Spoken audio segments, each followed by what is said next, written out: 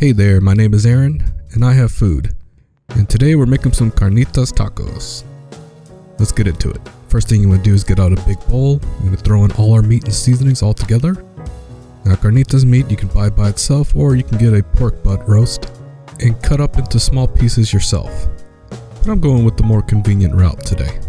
I'm going to go ahead and throw in all your pieces.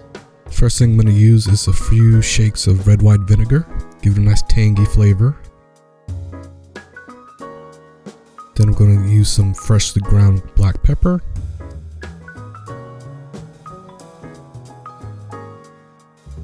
And then of course some kosher salt. These first seasonings, pretty much all of these seasonings, you just eyeball it. Just make sure you get good coverage. Next we're going to sprinkle on some dried comino. Next we sprinkle on some dried oregano. Then we're going to squeeze in some fresh lemon juice. I would say use half a lemon for this amount here. But don't throw the lemons away yet, we're going to use them later. Last but not least, we're going to pour the whole thing over with some olive oil. Go ahead and start mixing everything all together with your hands. Don't worry, mine are clean and yours should be as well. Of course you can always use gloves. Since my hands are clean here, this will be fine.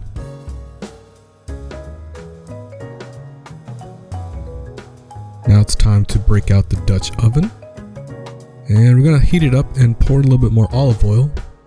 I'd say about a medium-high heat. Then go ahead and throw in your meat.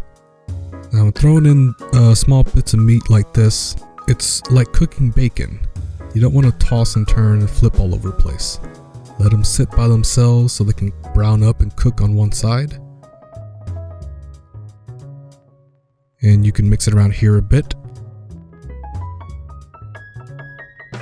And now you can start flipping over the meat to the other sides. Let them cook on there, get some good color as well. And it's true if they say that you see the color on something, you're definitely getting flavor. Next up, we're going to pour in some chicken stock. Enough so it just barely covers the surface of the meat. Also, I would use chicken stock that has less sodium.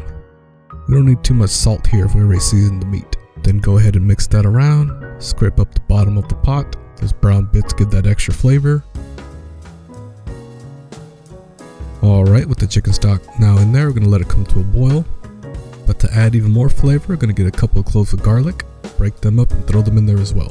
And then we're going to take your lemons that you saved and take a vegetable peeler to skin off the zest.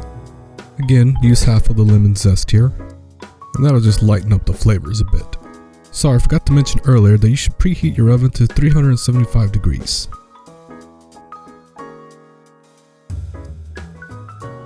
And when your pot has come to a boil, put on the lid. And we're going to put that in the oven for about 2 hours. Now normally you would go at a lower temperature for even longer. But I found doing it this way, the meat will still come out tender and it's a lot quicker. Next I want to have a small discussion about tortillas. First of all, you can use corn or flour tortillas, but I'm using corn today. When you get your non-stick pan or griddle, and you make sure it's hot, do the water test, we see it all bubbly nice, and you're ready to go. Now corn tortillas, like mentioned before, easy to make, but these are store-bought, but they're fresh store-bought, meaning they were made on the day of this filming. Now what I see with corn tortillas in a lot of restaurants is they're not fully cooked when they're brought out to eat, meaning there's no browning on them. So for here, make sure you get your skillet nice and hot, throw down your tortillas, and make sure you see those brown spots. That means it's cooked, give it more structure, just like toasting a bun for a sandwich.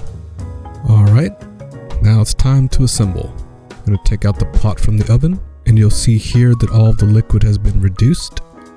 You'll see that the meat is nice and tender. If you could put your fork right through it, we're ready to make the tacos. Now you can easily serve the meat up in the tortillas like this, but I'm going to shred the meat today. Easiest way to do that is to scoop them up, put them in a bowl, get 2 forks, and just scrape everything apart. Again, if your meat is real tender, this should shred apart no problem.